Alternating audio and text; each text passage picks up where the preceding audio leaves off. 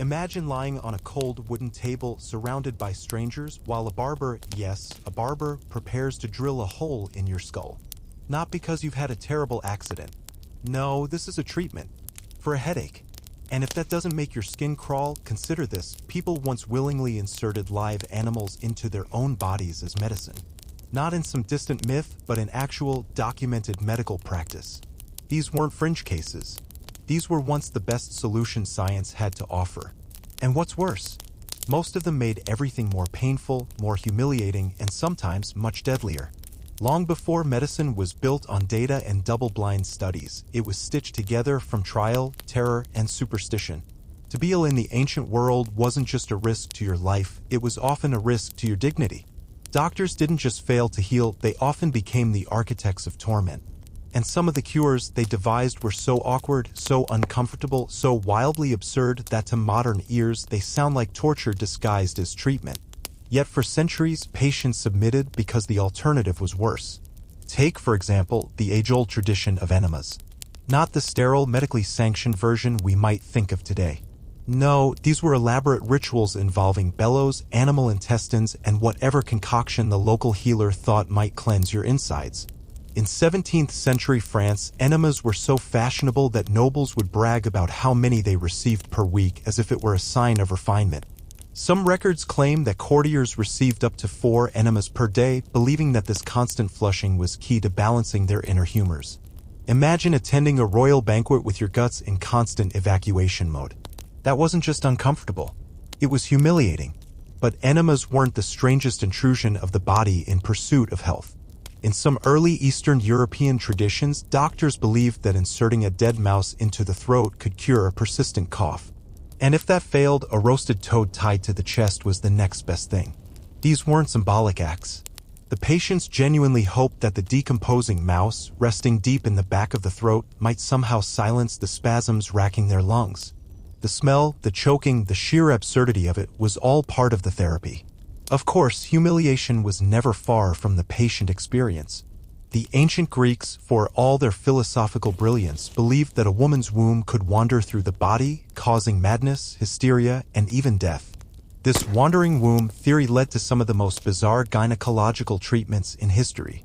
To lure the womb back into place, doctors would place sweet-smelling herbs near the vagina while simultaneously burning foul odors near the mouth or nose, believing the womb would flee from the stench and return to its proper position.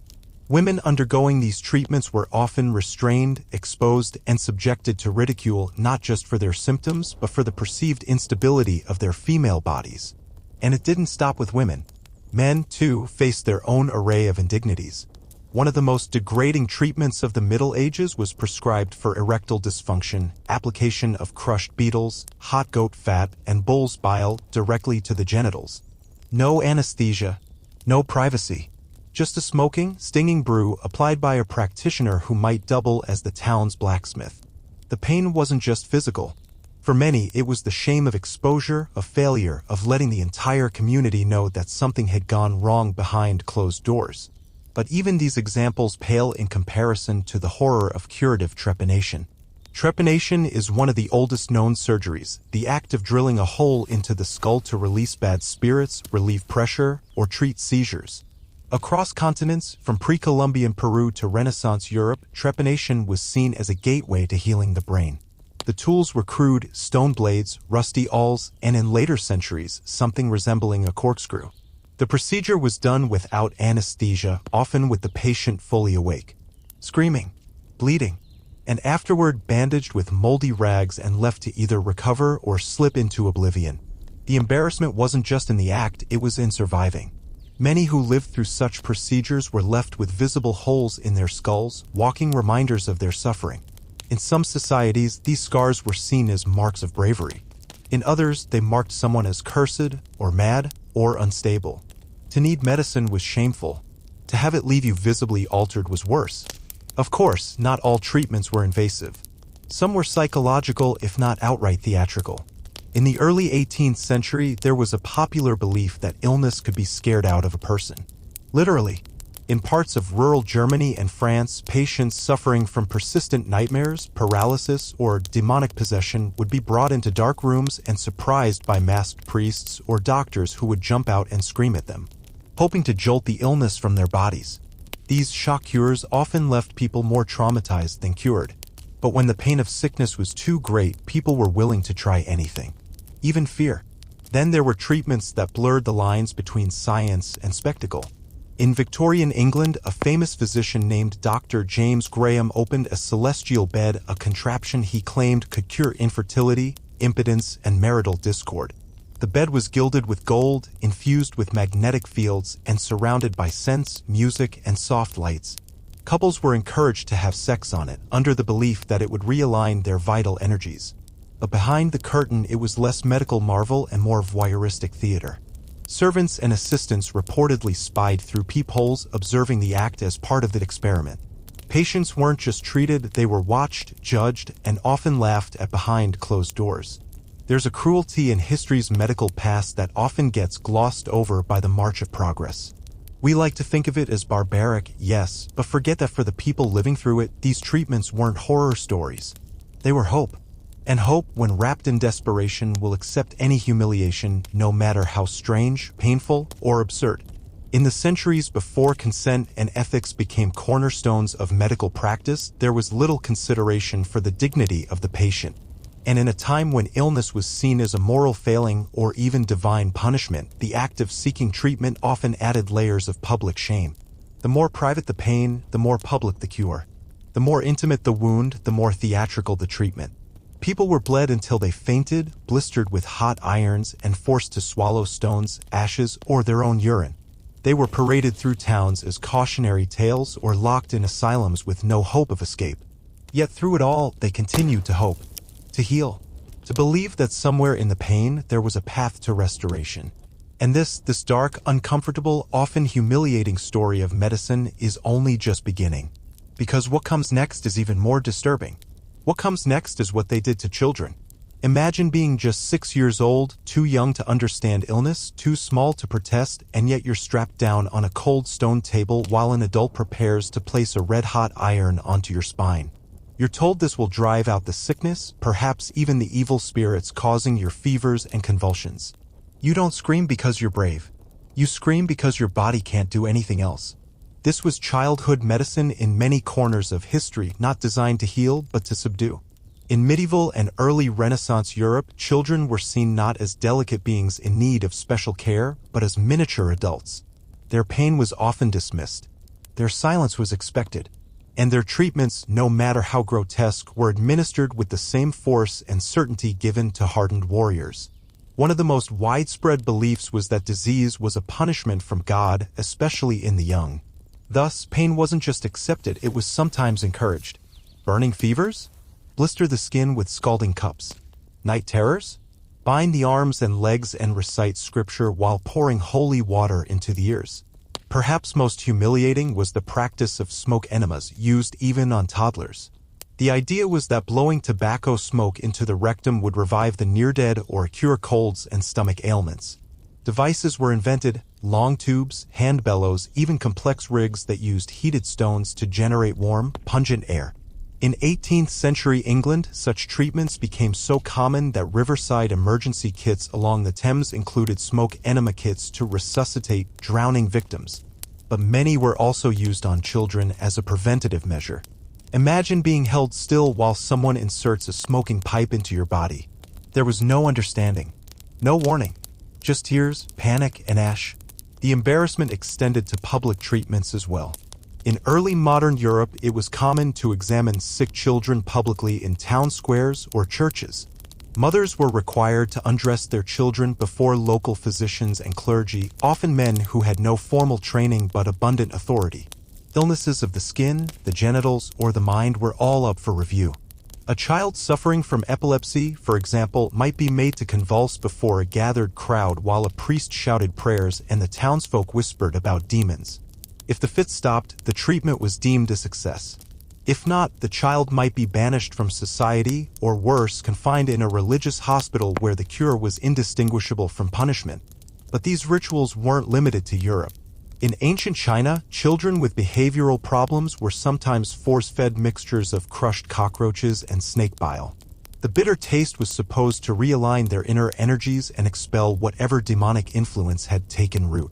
The treatment was administered by family elders or monks, often in front of relatives, reinforcing the child's shame. The idea wasn't just to heal, but to publicly demonstrate obedience, endurance, and correction. Even in the more scientifically advanced Islamic world, where medicine was leagues ahead of its time, children weren't spared awkward or painful remedies. One popular treatment for night sweats and fevers involved binding the child in salted goat skins and placing them in the sun for hours. The belief was that the salt would draw the sickness out through the pores. The child, meanwhile, cried in the heat, wrapped like meat prepared for smoking, left to stew in the open while neighbors walked by. Recovery was uncertain, but the memory lasted forever. Some of the most shameful treatments, however, weren't physical. In the Victorian era, childhood masturbation was considered a dangerous disease, a gateway to insanity, blindness, and moral decay. Parents were told to stop this sinful habit at any cost. Boys were forced to wear chastity cages with sharp metal teeth. Girls were subjected to genital cauterization or worse, clitoridectomies, often without anesthesia. These were not fringe cases. They were endorsed by doctors, religious leaders, and even family friends. Children were punished for their own curiosity, their own biology, and they bore the humiliation in silence, branded not only by scars but by shame. The echoes of this cruelty persisted well into the 20th century. In asylums and institutions across Europe and America, children with disabilities were subjected to ice baths, isolation, and electroshock therapy. Not because these methods were proven to work, but because they were designed to control. Doctors believed that humiliation could rewire behavior, that by breaking the will, one could cure the illness. So children were tied to beds, forced to wet themselves, then shamed for doing so. They were made to scrub their own soiled linens while being mocked by staff. Some never spoke again. Others never stopped shaking. There's something especially horrific about the way history treated children. They were never asked, never warned, and rarely remembered. The embarrassing treatments they endured weren't just medical missteps. They were betrayals by the very people who were supposed to protect them. Family, doctors, the community, all played a role in shaping a culture where pain was purification and shame was medicine. But even adults weren't spared from this ethos. Across history, the treatment of the mentally ill has often bordered on theatrical cruelty.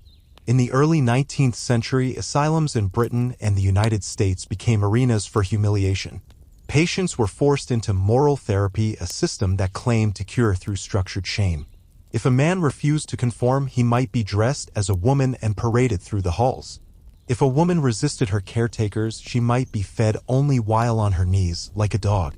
One recorded case tells of a patient who was made to wear a necklace of live mice because he was overly proud. The idea was simple: break the ego, restore the soul. Sometimes the therapy became theatrical. Doctors held mock funerals for patients, forcing them to lie in coffins while staff wept and prayed over them. The theory was that confronting one's own death would spark a rebirth of sanity. In practice, it left many more disturbed than before. And yet, these acts were considered compassionate alternatives to the earlier age of iron collars, freezing dungeons, and exorcisms. Even within noble courts and high society, the line between treatment and torture was thin. One French noblewoman known to suffer from anxiety and female melancholy was subjected to a regimen of ice baths, pepper enemas, and forced laughter. Her doctors believed that making her laugh violently, repeatedly, would shake loose the sadness. So servants were instructed to perform crude comedy routines, tickle her without warning, and even dress in offensive costumes to provoke outbursts. When she refused to laugh, she was whipped. The shame wasn't just in the acts, but in their futility. Yet through all these examples, a pattern emerges. So often in history, illness was seen not as a problem of the body, but of the soul. And if the soul was corrupt, then treatment had to be a form of penance. Embarrassment was not a side effect, it was the cure. Humiliation wasn't a mistake, it was the prescription. What made these treatments so enduring wasn't their success, but the belief system behind them. A belief that suffering purified, that shame corrected, that the body could be beaten into health, and that those who endured it without complaint were somehow stronger, better, more righteous. The deeper you look, the more you realize history isn't just filled with strange medical treatments, it's filled with people who, in their darkest moments, were told that pain was healing and humiliation was mercy. And now, as we peel back more layers, we come to the most grotesque chapter of all: the rituals surrounding sexuality. Because what some believed would heal desire ended in disfigurement. In many parts of the world throughout history, sexuality wasn't just misunderstood, it was feared. Feared so deeply that entire branches of medicine developed not to nurture health, but to destroy desire. And the treatments they created weren't just ineffective, they were degrading, violent, and permanently scarring. Imagine being told your body was a source of disease, that your pleasure was a symptom, and that the only cure was to mutilate or suppress the very parts of you that made you feel alive. In the 19th century, especially during the height of Victorian morality, male and female sexuality became medicalized. Desire, particularly when it appeared outside the control of marriage or the church, was labeled a disorder. Doctors wrote essays about the evils of nocturnal emissions, spontaneous arousal, and even dreams that hinted at pleasure. The solution? Surgical intervention. For men, one of the most shameful treatments was circumcision, not for religious reasons, but as a punishment. Young boys who were caught or even suspected of self-pleasure were often forcibly circumcised as a deterrent. Some physicians, like the infamous Dr. John Harvey Kellogg, advocated the use of carbolic acid on the penis to chemically burn away impure urges. These treatments were often performed without anesthesia. The child would be restrained and the act carried out with a moral zeal that blurred the lines between doctor and torturer. For girls, it was often worse. Clitoridectomy, the surgical removal of the clitoris, was seen as a legitimate treatment for hysteria, anxiety, and nymphomania. This wasn't some medieval relic. These procedures were being performed well into the 20th century. Girls as young as 6 were subjected to genital cutting under the guise of health. It was brutal. It was dehumanizing. And it was almost always done without the child's consent. The embarrassment wasn't only physical. It was institutional. Medical charts documented these procedures in clinical terms, but the shame lived on in the silence of the survivors.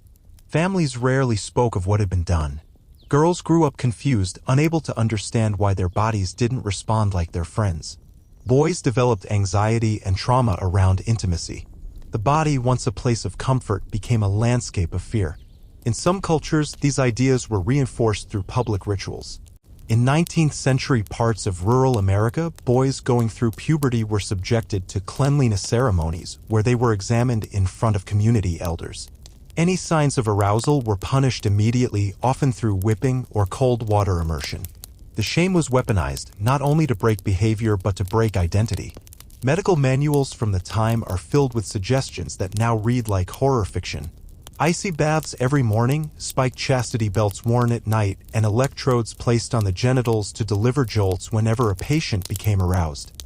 One case study describes a teenage boy who was locked in a wooden box for 6 weeks, allowed out only under supervision in an attempt to cure his uncontrolled fantasies. He left the box unable to speak. But perhaps the most humiliating were the mental treatments for sexual disorders. Homosexuality, for example, was classified as a disease well into the mid-20th century. Men and women who identified as gay were subjected to chemical castration, aversion therapy, and public humiliation. In Britain, the infamous case of Alan Turing, brilliant mathematician, war hero, and codebreaker, ended in tragedy when he was given estrogen injections to cure his homosexuality. The treatment caused breast growth, loss of libido, and severe depression. Not long after, he took his own life. In the United States, electroshock therapy was used well into the 1960s to correct same-sex attraction. Patients were shown erotic images while being shocked, conditioned like lab animals to associate desire with pain. It didn't work, of course, but that wasn't the point. The point was to shame, to destroy the link between identity and pride. And all of it was done under the banner of medicine. Doctors wore white coats. They used big words. They claimed to heal. But what they practiced was often nothing more than socially sanctioned cruelty. Entire lives were warped by the belief that certain bodies were wrong, that certain loves were unnatural, and that suffering could make people normal. The humiliating treatments weren't limited to sexuality itself, but extended to anything that challenged traditional gender roles. In the 1950s, women who were too assertive or not motherly enough were often diagnosed with neuroses and prescribed sedatives or shock therapy. Some were institutionalized for speaking too loudly, refusing to marry, or simply being uninterested in men. Their independence was pathologized. Their strength labeled a symptom. Men, too, suffered under the rigid expectations of masculinity. Those who didn't conform, who were gentle, artistic, or sensitive, were frequently forced into aggressive labor, military camps, or testosterone injections. In some cases, they were given dangerous doses of stimulants and locked in isolation cells to toughen them up. The message was always the same: your body is broken and only we can fix it. But first, you must surrender your dignity. Even when medicine turned to the realm of reproduction, shame was at the forefront. Women who couldn't conceive were subjected to intrusive procedures that often did more emotional damage than physical good. They were stripped, inspected, and blamed regardless of the actual medical cause. Fertility treatments in the early 20th century often involved painful intrauterine injections and public charting of menstrual cycles by male doctors. Infertile women were labeled barren, a word that clung to them like a sentence. The humiliation didn't stop at diagnosis, it lived on in whispers, in rejection, in isolation. And yet, even in this darkness, people kept coming back to doctors. Why? Because the alternative was worse. To remain sick, to be seen as defective, was to risk abandonment, poverty, or death. Medicine wasn't just a promise of healing, it was a negotiation for survival. Even when it cost your pride, your privacy. Even when it meant enduring procedures that would haunt you forever. There's something particularly cruel about a system that claims to heal but begins with the breaking of the spirit. And when you think the worst has passed, history throws another chapter at you. Because the next level of humiliating treatments wasn't physical at all. It was metaphysical. Because when your soul was considered sick, medicine stepped aside and the exorcist stepped in.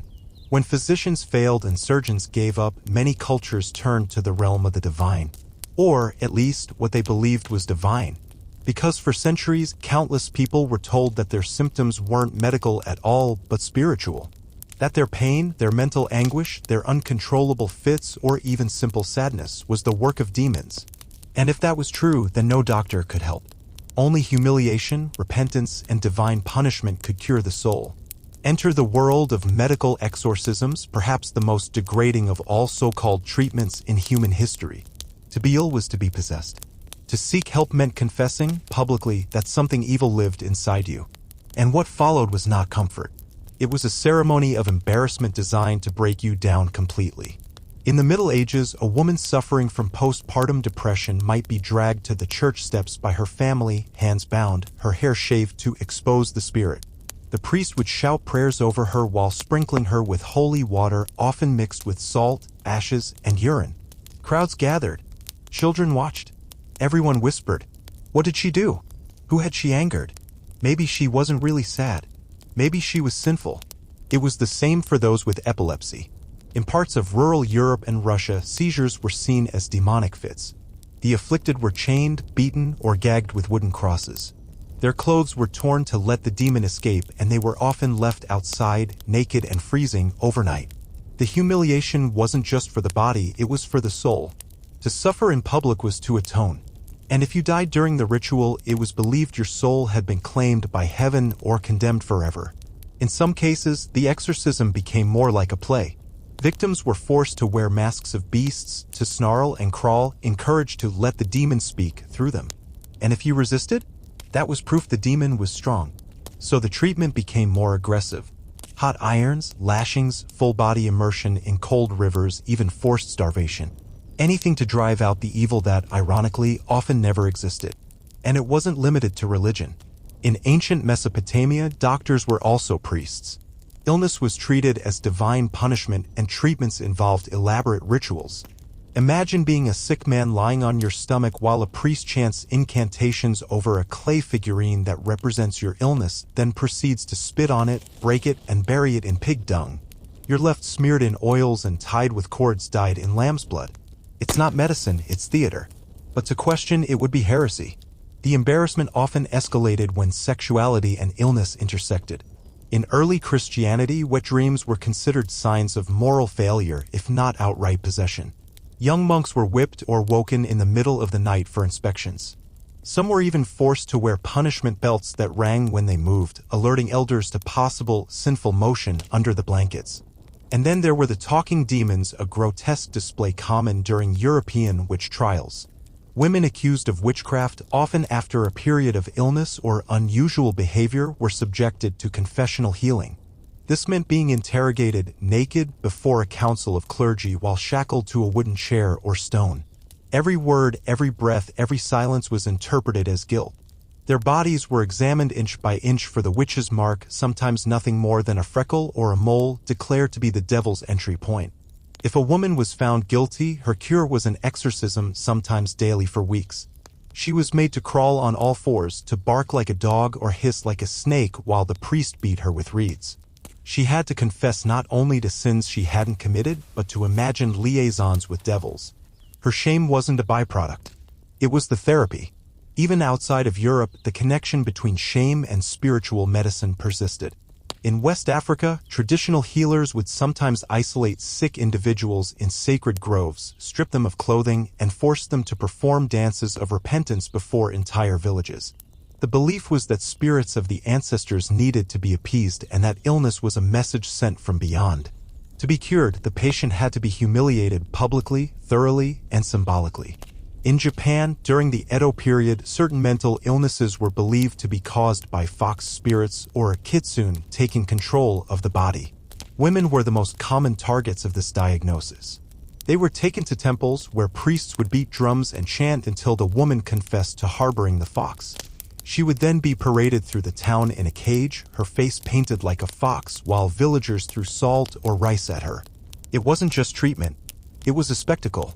Her body became a warning to others: behave or be branded. The embarrassment could be lifelong. In medieval Italy, people cured of possession were sometimes forced to wear special clothing marked with symbols of their purified state, robes with stitched flames or red crosses, hats shaped like horns turned downward. They were not allowed to marry, own land, or walk alone at night. Their treatment had ended, but their humiliation had just begun. What's most horrifying is how many of these traditions lingered into the modern era dressed in the clothes of science. In the early 1900s, psychoanalytic practices often framed emotional trauma as a failure of will, especially in women.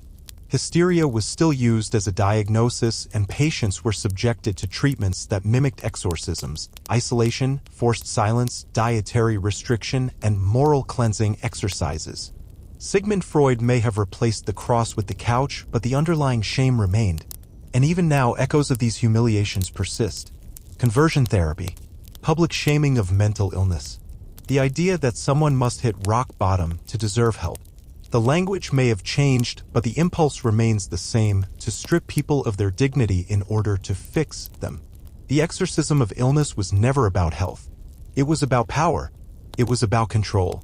And the most efficient way to control someone is to convince them that their suffering is their fault, that their body is cursed, that their soul is dirty, that they must submit. We often look at history with horror, asking how people could have believed such things. But belief is not always the problem. Sometimes it's desperation. When you are sick, terrified, and outcast, and someone tells you they can cure you if you just obey, what choice do you really have? This is where medicine crosses into ritual, where treatment becomes theater, and where the patient is no longer a person but a vessel of sin to be cleansed. But even the darkest chapters have one thing in common: they were justified. Not by evidence, not by reason, but by a deep cultural belief that shame heals and that only the truly humiliated can be truly saved. And so history marched on, dragging its leeches and chains and fox masks and holy water behind it. But even as it moved forward, some treatments didn't fade. Some only evolved. And the next evolution came with the rise of modern institutions where humiliation wasn't public anymore. It was behind locked doors, in the name of science. And it got colder. More sterile, but no less cruel. Because the next chapter wasn't about spirits or sin. It was about experimentation. And those subjected to it had no idea what was coming. It began in white rooms with locked doors, clean walls, fluorescent lights, the hum of machines. No priests, no crosses, just lab coats and clipboards. But the humiliation was still there, colder now, more clinical. And it was wrapped in a word that made everything seem acceptable: experimentation. In the early 20th century, medical research turned toward human bodies with a frightening enthusiasm. The desire to understand disease, to test cures, to push limits, it sounded noble. But beneath that curiosity lurked something darker: the belief that some lives mattered less than others. That certain people could be used. That shame, suffering, and silence were acceptable costs for progress. The mentally ill were among the first targets. Institutionalized patients, many of whom had been abandoned by their families, were treated not as human beings but as test subjects. They were injected with unproven drugs, subjected to sleep deprivation, or restrained for days to see the effects of isolation. There was no consent, no explanation, just orders. One of the most humiliating procedures was insulin shock therapy. A patient, usually diagnosed with schizophrenia or depression, would be strapped to a bed and injected with a massive dose of insulin to induce a seizure. The body would convulse, sweat, sometimes lose bladder control. Nurses would stand by with restraints, towels, and ice. After the seizure, the patient might be confused or unconscious for hours. This was done repeatedly, sometimes daily. The theory? That repeated trauma to the brain might reset it. But to the patient, it felt more like punishment. Then came lobotomy, the most infamous of all humiliating treatments dressed up as medicine. It was elegant in its simplicity and horrifying in its results. A doctor would insert a thin rod through the eye socket and scrape away part of the brain's frontal lobe. No need for anesthesia. Just a few minutes. And the person who emerged was never the same. They were quieter, yes. More manageable. But also dulled, hollowed out, emotionally blunted. Some became incontinent. Others forgot how to speak. And still, doctors called it success. Because now the patient didn't scream, didn't argue, didn't make trouble. The most chilling part? It wasn't just adults. Children were lobotomized too. In the 1940s and 50s, difficult kids, those with temper tantrums, learning disorders, or simple nonconformity, were referred for surgery. 10-year-olds had their brains severed because they talked back, because they cried, because they couldn't sit still in class. Their futures vanished with a flick of the scalpel. And those who avoided the knife weren't safe either. Electroconvulsive therapy, or ECT, became standard in many psychiatric hospitals. A patient would be held down, electrodes attached to their temples, and a surge of electricity sent through the brain. It caused full-body seizures, broken bones, even memory loss. Often done without anesthesia. And if you screamed, that just meant you needed more. But perhaps the most humiliating were the so-called behavioral tests. In state hospitals across the U.S., staff conducted crude experiments to provoke reactions from patients. They would withhold food or water, manipulate sleeping patterns, or provoke emotional breakdowns just to record the results. In one infamous case, a group of women with cognitive disabilities were made to undress and perform hygiene tasks while male doctors observed and took notes. It wasn't research. It was voyeurism dressed in science. And then came the prisons. Medical researchers realized that incarcerated people had no way to refuse. No lawyer. No protection. Just bars and bodies. So they turned penitentiaries into laboratories. In the 1950s, prisoners in Pennsylvania were injected with everything from deodorant chemicals to herpes viruses. Their reactions were monitored like rats. Some were burned, others infected. One study involved sewing patches of fungus into open wounds. The goal? To study immune response. The cost? A lifetime of scarring and psychological trauma. None of these prisoners were told what would happen. They were offered small rewards, extra cigarettes, a day off work duty, sometimes nothing at all. Many signed consent forms they couldn't read. And once the experiment started, there was no escape. Complaints were ignored. Records were buried. Shame became their cellmate. The humiliation didn't stop there.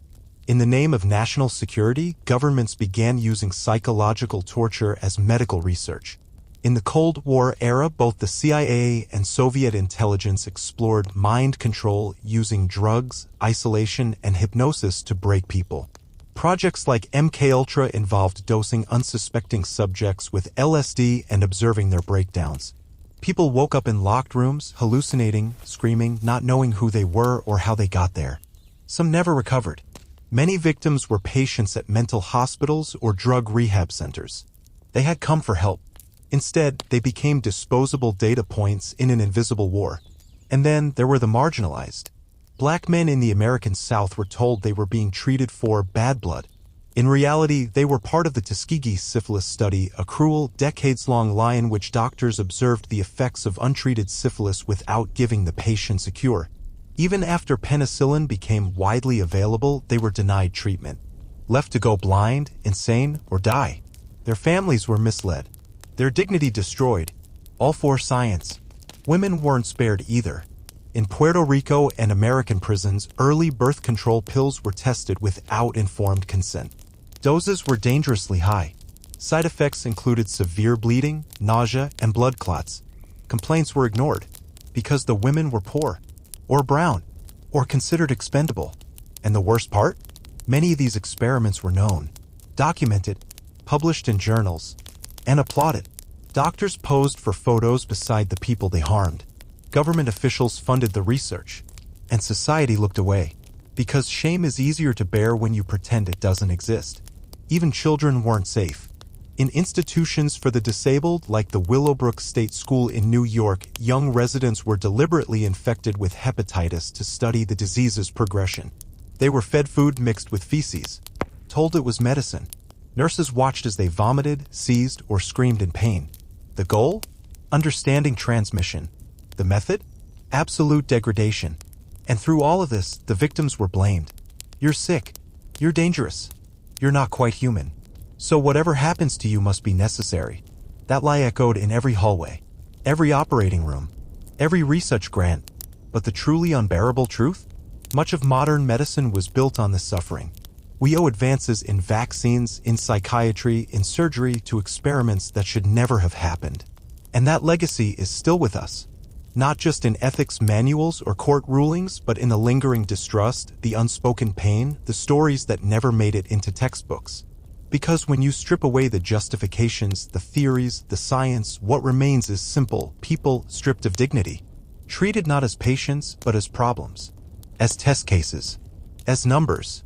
And for many of them, the most humiliating part wasn't the pain. It was knowing they had no voice. That their suffering would be buried, their names erased, their truth doubted. But not all of them stayed silent. Some fought back. Some exposed the lies. And in doing so, changed everything. But the path to that resistance, the road from silence to defiance, began with one thing no experiment could measure: the unbearable weight of being seen only as broken. And that's where the story turns. Because the next chapter isn't just about humiliation. It's about defiance in the face of it. They were told to be quiet. Told it was for their own good, that they didn't understand the science, that their pain didn't matter. But pain has a voice, and sometimes it echoes louder than all the doctors in the world. The ones who had been humiliated, strapped down, experimented on, silenced, began to speak. It started with whispers. Former patients of psychiatric institutions began to write memoirs. Survivors of state-run hospitals described what really happened behind the locked doors. There were no happy recoveries, no magical transformations, just years of gaslighting, restraints, and forced procedures dressed up as care. And their stories were horrifying, but they were also impossible to ignore. In the 1970s, former patients of asylums in the US, the UK, and Germany formed organizations. They didn't call themselves survivors of mental illness. They called themselves survivors of psychiatry. Their goal wasn't just to share their stories. It was to expose the system that allowed their humiliation to happen. Public hearings were held. Medical records, once sealed, were leaked. And slowly, the world began to realize this wasn't healing. This was control. One of the most chilling testimonies came from women who had been subjected to forced sterilizations. Many were poor. Many were women of color. And many were told they were undergoing routine surgery until they woke up to find their reproductive organs gone. Some were teenagers. Others were mothers of 6. The justifications ranged from vague diagnoses of feeble-mindedness to simple economic status. You're poor, they said. You shouldn't have more children. This wasn't centuries ago. This was the 20th century. In North Carolina, over 7,600 people were sterilized under the state's eugenics program. In Sweden, the number reached 60,000. In Japan, it was over 25,000, many of them coerced or tricked. And in every case, the same lie was told: this is for your good. You won't understand. It's best this way. The shame didn't come from illness. It came from what was done in the name of fixing it. And when the victims found each other, through letters, through support groups, through legal networks, the shame began to crack. The silence began to break. Class action lawsuits were filed. Apologies were demanded. Governments squirmed under the weight of their own secrets. And slowly, some began to admit the truth. Reparations were paid. Official reports were published. In some countries, monuments were built. But even as the past came to light, the present continued to stumble in familiar darkness. Because humiliation in medicine didn't vanish. It just changed shape. It began to wear new clothes, fitted gowns that exposed the body while concealing the person. Clinics that rushed patients through appointments, never listening. Forms that labeled people not by name, but by condition. Obese, non-compliant, addict. Modern medicine, in many ways, still carries the scent of judgment. Consider the way some patients are treated today. People with chronic pain labeled as drug seekers. Women dismissed during labor. People of color given less anesthesia, less empathy, less time. Transgender individuals told their identity is a phase while being denied basic care. The humiliation is no longer ceremonial, but it's just as sharp. It's in the raised eyebrows, the sighs, the mispronounced names, the refusal to believe. And then there are the so-called fat camps, medical facilities that claim to offer weight loss programs but in reality subject patients to strict surveillance, food shaming, and psychological punishment. Weigh-ins are done publicly. Meals are counted out loud. Patients are forced to run in front of mirrors. The message is clear: your body is a problem. You are the problem. The humiliation is baked into the process. Even in cosmetic medicine, shame sells. Ads promise you'll be more lovable, more employable, more accepted if you fix your nose, your scars, your skin tone. Procedures like vaginal rejuvenation or penile enlargement are marketed not for health, but for social worth. And often, patients aren't told the full risks. Because when you're chasing approval, you'll endure almost anything. But humiliation doesn't always come from professionals. Sometimes it comes from the people closest to us. Family members who force teenagers into conversion therapy. Partners who pressure others into surgery. Cultures that treat menstruation as filth. The embarrassment is passed down like inheritance. And in the digital age, it spreads faster than ever. A patient shares a vulnerable moment online and strangers mock their body. A young woman with a disability posts her medical journey and commenters accuse her of faking. The screen becomes a mirror of cruelty. And once again, the body becomes a battleground. But if shame has endured, so has resistance. Activists now fight not just for access to medicine, but for dignity in medicine. Patients demand trauma-informed care, inclusive language, and consent at every level. Campaigns like #PatientsNotPrisoners and #MedBikini expose how even medical professionals sometimes ridicule the people they treat. In one viral scandal, doctors were caught mocking patients' bodies on social media. The backlash was swift. The apologies hollow. But the message was heard: this will no longer be tolerated. Because modern medicine doesn't just need science. It needs empathy. There's a new generation of doctors now, many of them survivors themselves, who are reshaping care. They ask before touching. They listen without judgment. They understand that a hospital gown can feel like a costume of vulnerability. That being examined can feel like being exposed. That the most important part of healing is being seen. But this progress didn't appear out of nowhere. It was built on the backs of those who were humiliated, ignored, and erased. Every advancement came with a cost. And sometimes the cost was dignity. So now when we enter a clinic, we carry that history with us. The history of bloodlettings and body shavings, of forced injections and broken promises. We may not remember every name, but their pain whispers beneath the surface of every prescription, every exam room, every diagnosis. And that whisper asks one thing: don't look away. Because the final humiliation is forgetting. Forgetting the woman who was bled to death in a barber's chair. The boy who was sterilized at 13. The prisoner who was burned for data. The girl who was told her seizures were sin. The man who died strapped to a table called non-compliant. These aren't stories from the past. They're warnings. Warnings about what happens when healing is replaced with control. When curiosity forgets compassion. When medicine becomes performance. And when the patient is no longer a person but a body to be subdued. The curtain has lifted on centuries of medical humiliation. We've seen the masks. We've read the files. We've heard the voices that were once silenced. But the story isn't finished. Because even now, in small towns and big cities, behind clinic doors and hospital walls, someone is still being made to feel ashamed for being sick, for being different, for needing help. And someone else is watching. So the question is no longer, how could this have happened? It's, how will we make sure it never happens again? He sat alone in the corner of a cold examination room. Paper gown too thin, legs dangling. The clock ticked. The doctor hadn't come back in 20 minutes. He didn't know what they'd found, only that something in their tone had changed. There was no physical pain yet, just the quiet, crawling shame of being looked at like a problem. A curiosity, not a human being. That moment is ancient. It happened to peasants in medieval Europe, to slaves on southern plantations, to children in orphanages. And it's happening now in hospitals, clinics, and labs around the world. Because medical humiliation has never really disappeared, it only adapts. Centuries ago, it wore masks of mysticism and religion. Later, it cloaked itself in science and progress. Now it hides behind policy, efficiency, and economics. But the effect is the same. The body is exposed. The voice is dismissed.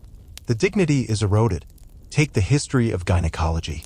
In the 19th century, a man named J. Marion Sims was hailed as the father of modern gynecology. He invented surgical tools still used today. But his fame came at a horrifying cost. He conducted experiments on enslaved black women without anesthesia. Over and over again. He believed their race made them less sensitive to pain. Their consent was never asked. Their suffering never mattered. Their names were almost forgotten. Anarcha, Lucy, Betsy. Those were just 3 of the women he used. He kept operating on them until he got his technique right. Dozens of surgeries, without their permission, while medical students watched. They weren't patients. They were practice. And Sims wasn't alone. Throughout the 1800s and early 1900s, medical textbooks routinely used non-white bodies as examples of disease, deformity, or inferiority. Native Americans were studied for their skull shapes. African features were described as primitive. Asian patients were photographed like specimens. Their images sold as postcards. Their names never included. Even their deaths weren't their own. Medical schools across Europe and America used the bodies of poor minorities for dissection. Cemeteries were raided. Graves robbed. Families were never told. The dead were stripped, cut open, discussed in classrooms never as people but as tools. It was called education. But it felt like theft. And the indignity wasn't limited to race. People with disabilities were labeled monstrous. Freak shows displayed children with hydrocephalus, conjoined twins, or rare skin conditions. Doctors gave them names like Elephant Man or Pinhead. Crowds paid to stare. Scientists measured their limbs. Newspapers mocked their appearances. Their diagnoses became entertainment. Their humanity forgotten.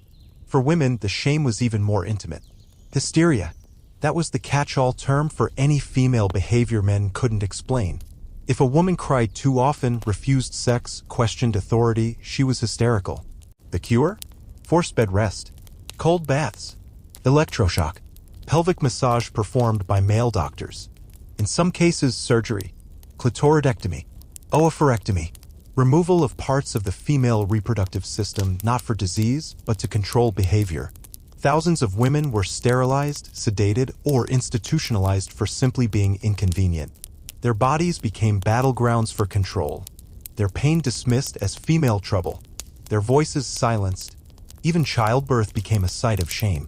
In the early 1900s, a new trend emerged: twilight sleep. Doctors in Europe and America began sedating women during labor with a cocktail of morphine and scopolamine. It erased their memories, but not the pain.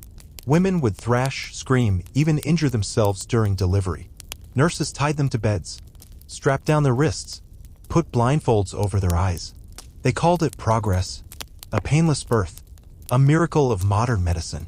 But the women didn't remember giving birth. They only remembered waking up sore, bleeding, confused, and sometimes stitched without consent. Some never bonded with their babies. Others developed postpartum trauma that went unrecognized for decades. But their complaints were dismissed. After all, they didn't feel anything. So what was the problem? The humiliation was invisible. But it lingered. And for men, shame wore different clothes. In the military, recruits were forced to undergo screening exams where dozens were stripped and inspected for signs of disease.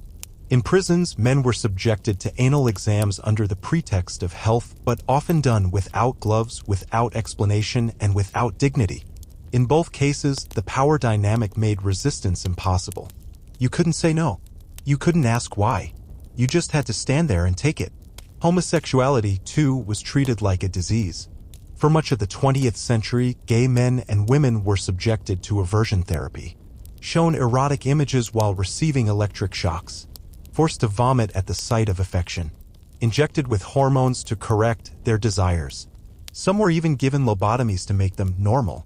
There was no crime, no illness, just a different truth, one that made the medical system deeply uncomfortable.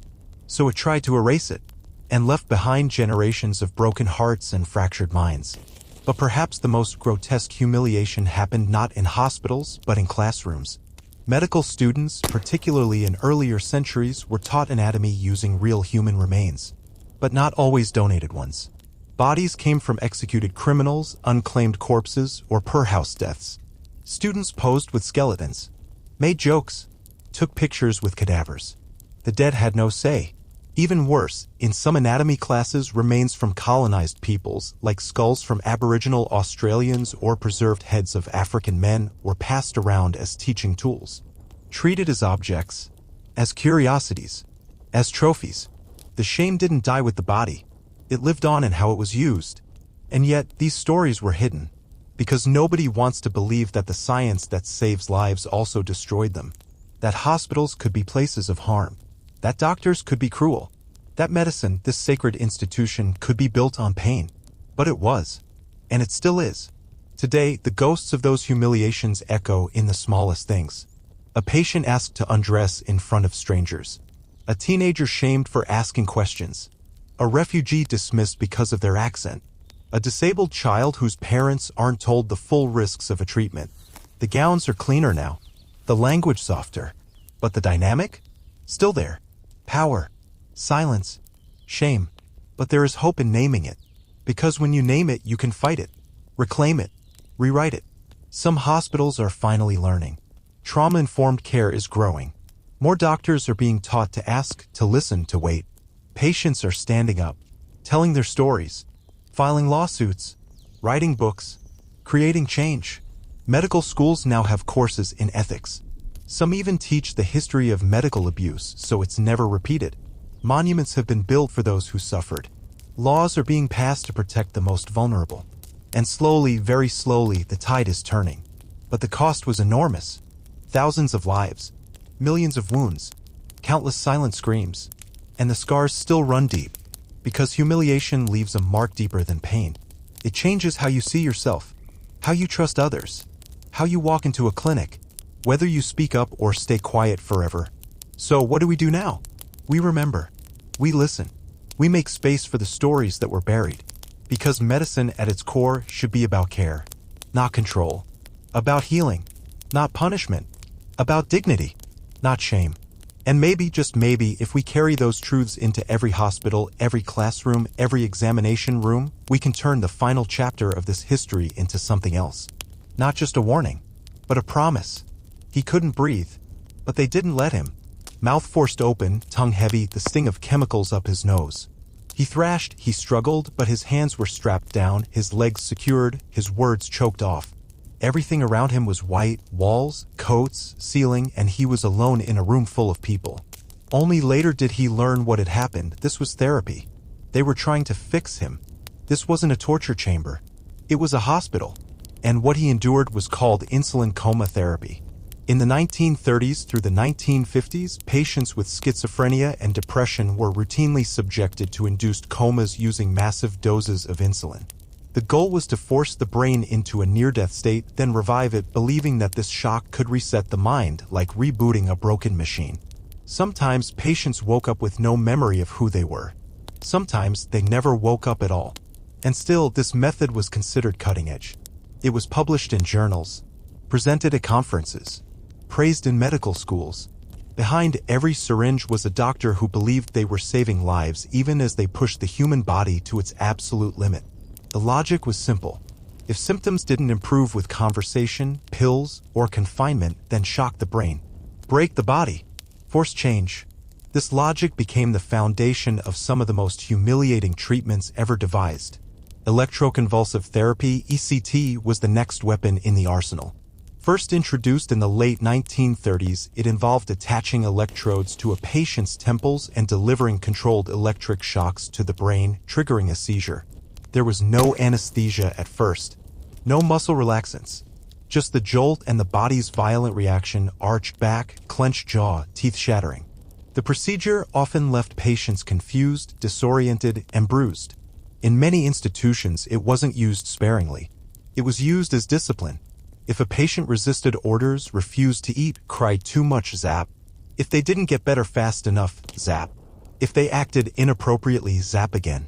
Some patients received hundreds of shocks over months. Others were strapped down and shocked in front of fellow patients to set an example. The experience wasn't just painful, it was humiliating, degrading, deeply traumatic. But the humiliation didn't end when the current stopped. Patients lost memories. They forgot names, faces, birthdays. They walked like strangers in their own lives. And when they asked what had happened, they were told, "You're better now. Be grateful." No one asked if they remembered what it felt like to scream through a leather-bound block, or to wake up soaked in sweat, unable to speak, or to watch others being led down the hallway knowing their turn was coming. Even children weren't spared. In the 1950s and 60s, troubled or unmanageable kids were sometimes given ECT as a behavior correction. Boys who fought too often, girls who disobeyed, children with autism or trauma who couldn't express themselves. Instead of therapy, they were given voltage. Instead of understanding, they were silenced with wires. And all of it was legal, because as long as something wore the costume of medicine, it could get away with almost anything.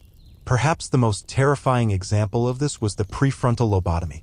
Pioneered in the 1930s by Antonio Egas Moniz in Portugal and later popularized in the US by Walter Freeman, the lobotomy involved inserting a metal instrument into the brain through the eye socket or directly through the skull and severing connections in the frontal lobe. The purpose? To make disturbed patients calm. The result? Something closer to erasure. Lobotomized patients often lost the ability to think clearly, feel deeply, or function independently. They became passive, quiet, easy to manage. To Freeman and others, this was success. He even created the ice pick lobotomy, a method so simple he could perform it in minutes, sometimes without an operating room. He lobotomized nearly 3,500 people. Once, he performed 25 lobotomies in a single day. Some of his patients were teenagers. One was a 12-year-old boy who later grew up emotionally flat and disconnected from himself, describing his life as numb. But to the world, the procedure seemed miraculous. Newspapers ran glowing headlines. Doctors gave lectures. Even Time magazine praised Freeman. And as the procedure spread, so did its victims. Women were lobotomized for postpartum depression, veterans for PTSD, children for behavioral problems, housewives for being too emotional. It wasn't about healing. It was about control. And when the damage was done, no one said sorry. No one acknowledged the broken lives left behind. No one told these people, these human beings, why their thoughts had gone quiet, why their joy had vanished, why their families looked at them like strangers. Because no one thought they mattered. But humiliation in medicine doesn't always scream. Sometimes it whispers. It whispers in the sterile language doctors use to describe patients, non-compliant, difficult, dramatic. It whispers in the way nurses roll their eyes at someone asking questions. In the way a person in pain is told they're exaggerating. In the way someone with mental illness is told again and again, it's all in your head. That phrase, "in your head," has silenced more suffering than any scalpel ever could.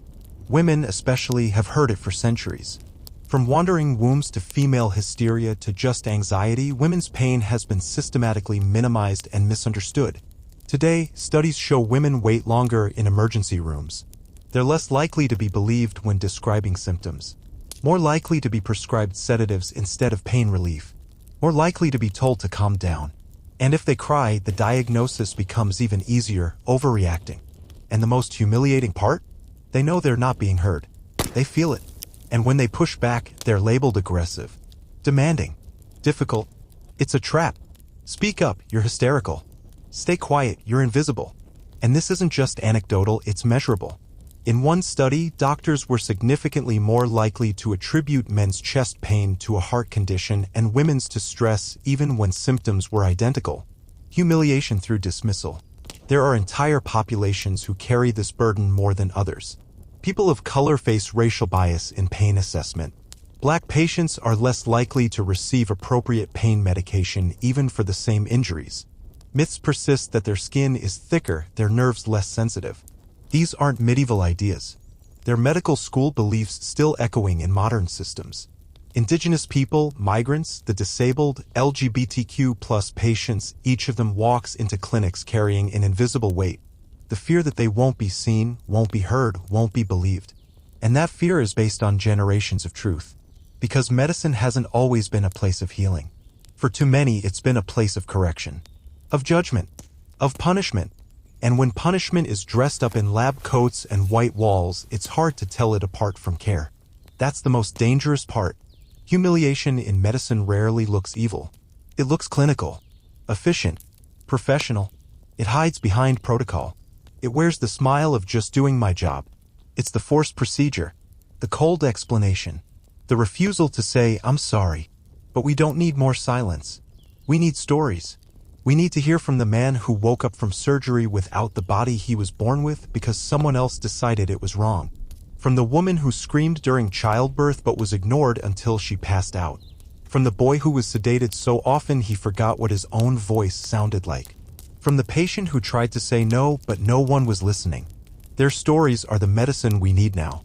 Because every time someone speaks, the shame shrinks. Every time the truth is told, the silence loses its grip. And when the silence dies, dignity returns. It's not enough to avoid the worst. We have to aim for the best. Dignity in treatment. Consent in every step. Empathy in every room. Because history has shown us what happens when medicine forgets its humanity. Now, it's our turn to remember. He lay on a hard wooden bench, shivering. Not from cold, but from shame. He wasn't sick, not really. At least, that's what he tried to tell them. But they told him his desires weren't normal. That his instincts were dangerous. That if he wanted to be clean, he'd need to be corrected. And so, in the name of medicine, they locked him in a room, opened their tools, and began the procedure. Castration. For most of human history, medicine has been used not only to heal the body, but to control it. And perhaps nowhere is that clearer than in the long, brutal history of so-called cures for homosexuality. In the 20th century, people who expressed same-sex attraction were diagnosed as mentally ill. It wasn't a matter of identity. It was treated as disease. And the treatments reflected that belief. Hormonal injections, chemical castration, electric shocks applied while patients were shown erotic images, ice pick lobotomies, forced institutionalization, and worst of all, aversion therapy. In these sessions, patients were made to associate feelings of arousal or love with pain, nausea, or terror. Sometimes this involved administering emetics, drugs that made them vomit, while showing them pictures of the same sex. Others were burned, shocked, or injected. They were told if it hurts enough, it will go away. But it didn't go away. It only went silent. Many victims of these practices never recovered, even when the sessions ended. Their ability to love, to trust, even to inhabit their own bodies had been damaged at the root. And when they tried to speak out, they were told they were confused, deluded, or mentally unstable. The world wanted them fixed, not understood. These treatments were often administered in top psychiatric hospitals under government oversight, backed by scientific literature. They were sanctioned by law, by medical boards, by society. Some victims were teenagers brought in by parents. Others were adults seeking help and receiving trauma. It was not just cruel. It was systematic. And it is not ancient history. Chemical castration was used as a court-ordered punishment in many Western countries well into the 1990s and early 2000s. In some places, it's still legal. Even the famed Alan Turing, one of the greatest minds of the 20th century, was chemically castrated by the British government after being convicted for gross indecency in 1952. He chose hormone treatment over prison. The side effects destroyed his body and contributed to his suicide 2 years later. He was not the only genius lost this way. But his name reminds us how deeply humiliation in medicine can reach and how long its shadow lingers. The idea that medicine can be weaponized against identity is not limited to sexuality. It stretches into gender, race, class, and even poverty. Consider the forced sterilizations of the 20th century. Carried out under the name of eugenics, these procedures were justified as a way to improve the human population by preventing those deemed unfit from reproducing. Who were these people? Poor women, black women, indigenous women, women with disabilities, immigrants, prisoners, girls who were considered promiscuous or mentally slow, people who, for one reason or another, didn't fit the mold of what society called normal. Many were not told what was happening. Others were coerced, told they could only leave an institution if they agreed to surgery. Some were minors.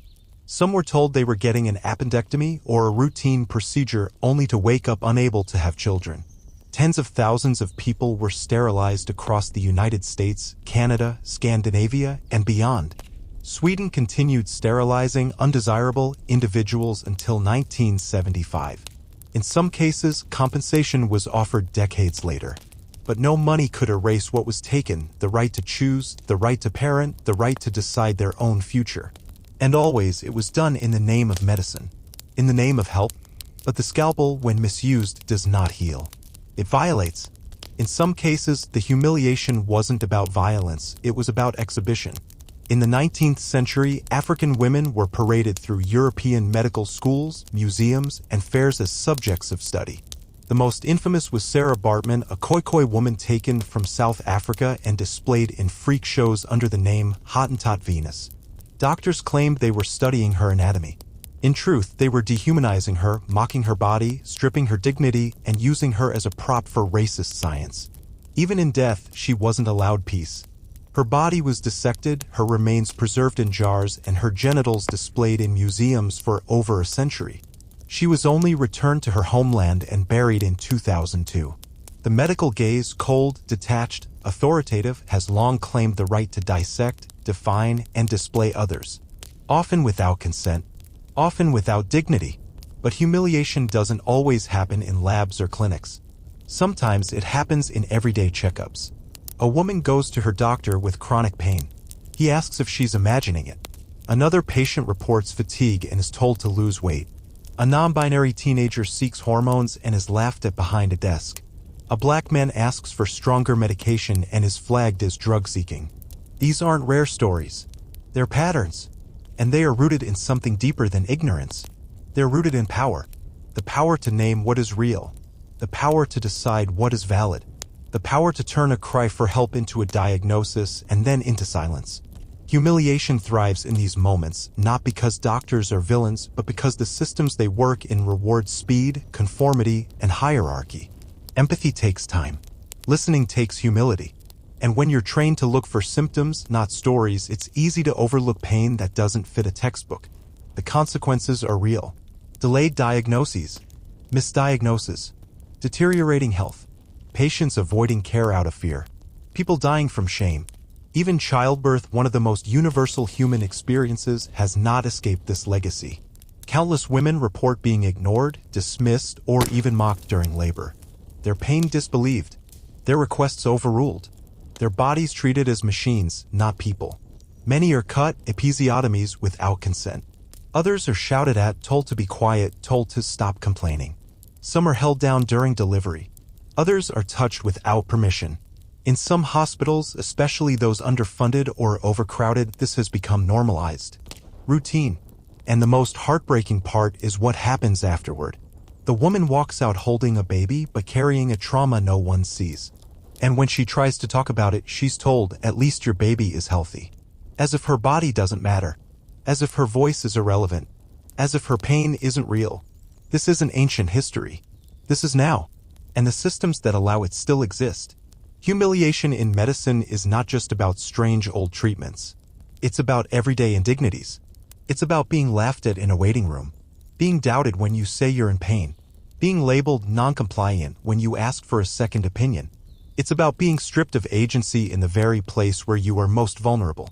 The exam table, the operating room, the mental health facility, the recovery bed.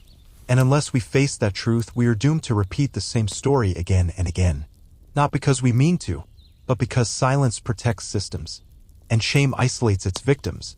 But what if medicine could become what it was meant to be? Not a place of judgment, but of care. Not a machine for control, but a sanctuary for the suffering. Not a gatekeeping institution, but a doorway to dignity. It starts with listening. It starts with remembering these histories, not to dwell in guilt, but to rise with awareness. Because the cost of humiliation in medicine is not just a bad experience. It is a broken relationship, a deep fracture between the healer and the healed, a wound that outlasts any prescription. And until we heal that wound, no treatment will be enough. Not the pills, not the procedures, not the policies. What we need, what we have always needed, is respect. For the patient's body, for their voice, for their right to choose, to know, to say no, to be believed. Because when that respect is given, something extraordinary happens. Trust returns, and with trust comes real healing. The kind that doesn't leave scars, the kind that restores what humiliation once took away. The right to be human. She was 14 when they took her. She had a fever, yes, but it wasn't the illness that frightened them. It was her behavior. She had started speaking in ways they didn't understand. She laughed at the wrong time. She said she saw visions. She danced in the fields at night. The neighbors whispered, and her parents, terrified, brought her to the city, to the clinic, where men in coats diagnosed her not with infection but with hysteria. They placed her in restraints. They injected her with something. And then came the leeches. That word, hysteria, has been used to punish women for centuries. Derived from the Greek hystera, meaning uterus, it was once believed that a woman's womb could literally wander through her body, causing madness, melancholy, or desire. This so-called wandering womb theory persisted for over 1,000 years, and its cures were as absurd as they were degrading. Perfumes were applied to a woman's nose and genitals, sweet scents at one end, foul ones at the other, in an attempt to lure the womb back into place. Doctors insisted that sex, marriage, or pregnancy would anchor it. If a woman was sad, irritable, or too opinionated, she was encouraged to reproduce.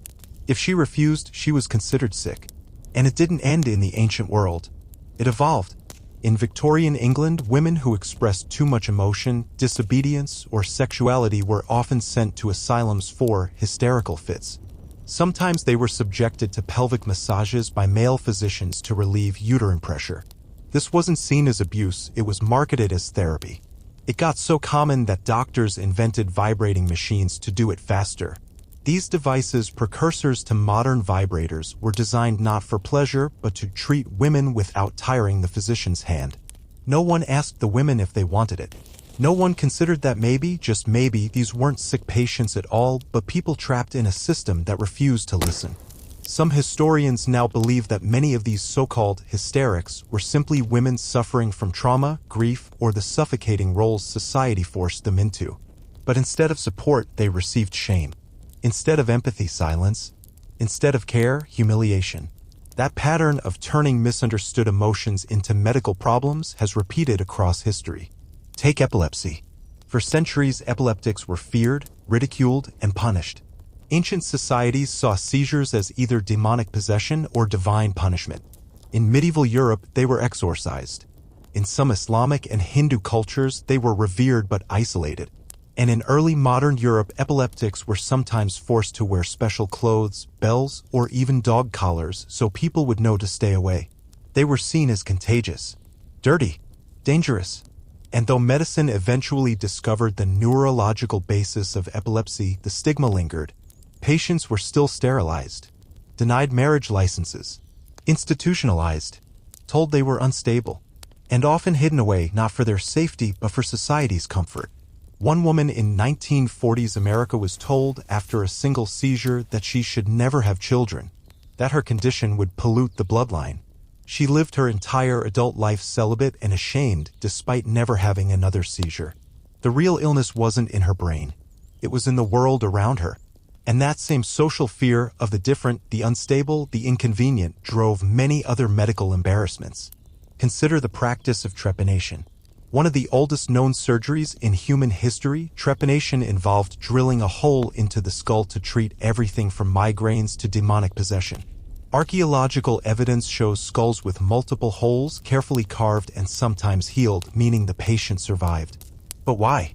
In some cases, it may have relieved pressure from head injuries. In others, it was pure superstition. But even in modern times, people have sought out trepanation, not as a cure, but as a strange kind of enlightenment. Some 20th century advocates claimed that opening the skull could expand consciousness, unlock creativity, or alter brain chemistry. They weren't fringe patients. Some were educated, well-off, and convinced they'd found a secret path to clarity. And they often performed it themselves. One woman drilled into her own head with a dentist's drill, convinced it would help her escape depression. She filmed it, narrated it, and published it. Others followed, turning a primitive medical procedure into a bizarre countercultural ritual. It sounds absurd. It is. But that's the paradox of medical humiliation. It often wears the mask of progress. Even when it's self-inflicted, people will do almost anything to feel normal, to feel cured, to feel like they belong. And in a world that punishes weakness and celebrates perfection, medicine becomes not just a path to health, but a test of worthiness. Which brings us to another disturbing chapter, the treatment of obesity. For decades, fatness has been medicalized, moralized, and monetized. Overweight patients are told their bodies are problems to be solved, that their size is a failure of character, that every ache, every illness, every pain they feel stems from their weight. Doctors often refuse to run tests until the patient loses weight. Symptoms are dismissed as just because you're fat. Patients leave offices in tears, not because of their bodies, but because of the shame they were handed like a diagnosis. And then come the treatments. Stomach stapling, jaw wiring, fad diets, appetite-suppressing amphetamines, even intestinal bypasses that permanently alter digestion. Some of these procedures are valid and life-saving. Others are brutal, irreversible, and performed with barely a conversation about long-term risks. There are stories too many of people who underwent bariatric surgery and developed lifelong nutritional deficiencies, or of women whose doctors ignored ovarian tumors because they just needed to diet, or of men who starved themselves into cardiac arrest, cheered on by a system that rewards thinness over truth. But perhaps the most humiliating part isn't what was done. It's what was assumed. That the body was a problem. That the patient deserved blame. That health could be seen, judged, and shamed into existence. We've turned the exam room into a courtroom, and patients into defendants. And sometimes the crime is simply being different. Whether it's being too loud, too anxious, too old, too young, too non-compliant, too inconvenient. Medicine at its best is a miracle, but at its worst it becomes a mirror reflecting back every bias society already holds. And yet there's hope. Because every time a story is told, a silence is broken. Every time a patient speaks, a system trembles. And every time history is remembered not as statistics, but as lived experience, we get a little closer to something we rarely talk about in clinics. Justice. Not the courtroom kind, but the personal kind. The justice of being seen, heard, believed. Because no matter how embarrassing the treatment, the real shame was never the patient's. It was the system's. And now we must ask, what humiliations are we still committing? What present-day practices will our children one day read about and shudder? Are we listening when patients say no? Are we pausing when they cry? Are we willing to question tradition when it hurts more than it heals? These aren't just medical questions. They're moral ones. And answering them requires more than knowledge. It requires courage. The courage to say, we got it wrong. And the courage to do better. Because behind every embarrassing treatment in history is someone who trusted medicine and was betrayed. Let that betrayal never happen again. There's a quiet room in a forgotten hospital wing. Dust on the floor, paint peeling off the walls. The records are long gone, but the echoes remain. Not the screams, they faded decades ago, but something worse. The silence that followed. This is where she was strapped down. This is where he was cut open. This is where they were told, it's for your own good. That phrase, for your own good, has justified some of the most humiliating medical treatments in history. And the deeper you look, the more you realize the body was never the enemy. It was the fear behind it. Fear of difference. Fear of desire. Fear of aging, madness, poverty, rebellion, imperfection. Medicine, in its noblest form, fights that fear with understanding. But in its darkest moments, it feeds it. And that's what this story has been about, not just about absurd cures, but about control. Not just failed science, but forced silence. Because the most humiliating thing you can do to a patient is not hurt them. It's not believe them. Think of the rest cure once prescribed to women with anxiety, depression, or postpartum trauma. The patient was confined to bed for weeks or months, forbidden to read, write, speak, or even think too much. She was told to eat fatty foods, gain weight, and be quiet. If she protested, it proved she was still sick. If she obeyed, it meant she was improving. No matter what she did, her voice didn't count. Charlotte Perkins Gilman wrote The Yellow Wallpaper after enduring that very treatment. In it, a woman slowly loses her mind as she's locked in a room for her own supposed recovery. The story isn't just fiction. It's protest, a scream in literary form. But most patients never wrote books. Their stories ended in silence. Others found their voices far too late, decades after the harm was done. Like the survivors of forced lobotomies. Lobotomy was once hailed as a breakthrough, praised by doctors, awarded by institutions, performed on tens of thousands of people, many of them without consent. Some were children. One girl, Rosemary Kennedy, sister of U.S. President John F. Kennedy, was lobotomized at 23 for being moody and difficult. The operation left her unable to speak or care for herself for the rest of her life. Her family hid her away. She became a secret. That's how so many humiliations are preserved, not in records, but in closets. Locked doors. Whispered excuses. It was a different time, but when we excuse the past, we risk repeating it. That's why we look back. Not to point fingers, but to open eyes. Because medical embarrassment doesn't end with history books. It hides in waiting rooms today. In the trans patient who's misgendered during every appointment. In the immigrant whose pain is dismissed as anxiety. In the autistic child labeled defiant instead of overwhelmed. In the elderly man ignored because he's just old. It's not always dramatic. Sometimes it's a glance, a joke, a sigh of impatience, a file stamped with labels that never leave. Non-compliant, difficult, attention-seeking. These words follow people through the system. They change how they're treated, how they're believed, how they're remembered, and the damage lingers. There's a myth that people forget pain. But they don't forget humiliation. They carry it into every future exam room, every unanswered question, every doubt about whether they deserve to be helped. And that's the final injury, self-erasure. When someone internalizes the shame they were given, they begin to silence themselves. They stop complaining, stop asking, stop hoping. They become easy patients, and they suffer quietly. So where do we go from here? First, we name what happened. We say this was not okay. We say that was not healing. We say medicine is not a tool for control or shame or social obedience. It is a human right.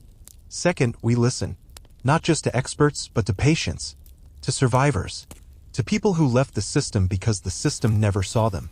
We redesign care to be trauma-informed. We train providers in dignity. We remove blame from the equation and replace it with curiosity. We make space for stories, not just symptoms. And third, we remember. Because forgetting is how it starts again. The moment we believe we're too modern, too smart, too ethical to humiliate someone in the name of science, that's the moment we stop seeing it when it happens. Humiliation doesn't always look like torture. Sometimes it looks like policy, like protocol, like paperwork that denies care, like a waiting list, like a shrug. But in someone's body, it feels like failure. In someone's heart, it feels like punishment. In someone's future, it becomes fear. That's the real danger, not the weird old treatments of the past, but the quiet cruelty we justify today. It doesn't have to stay that way. We are the future's history. One day, people will look back at this moment, at the way we treated the powerless, the voiceless, the different. They'll ask, did we repeat the same mistakes? Did we pretend we were better? Or did we face the truth and change? That choice is still ours. Because medicine doesn't just need new technologies. It needs new values. Empathy, accountability, humility, and above all, respect. Respect for the body in all its forms. Respect for the mind in all its mysteries. Respect for the patient in all their contradictions. When we restore that respect, we reclaim medicine's original purpose, not to dominate life, but to serve it. And when that happens, the story changes. The scars remain, but they become warnings, not wounds. The silence ends, and in its place, voices, telling the truth. Telling their stories, telling the world this happened, and we will never let it happen again. Subscribe for more untold truths from the shadows of history.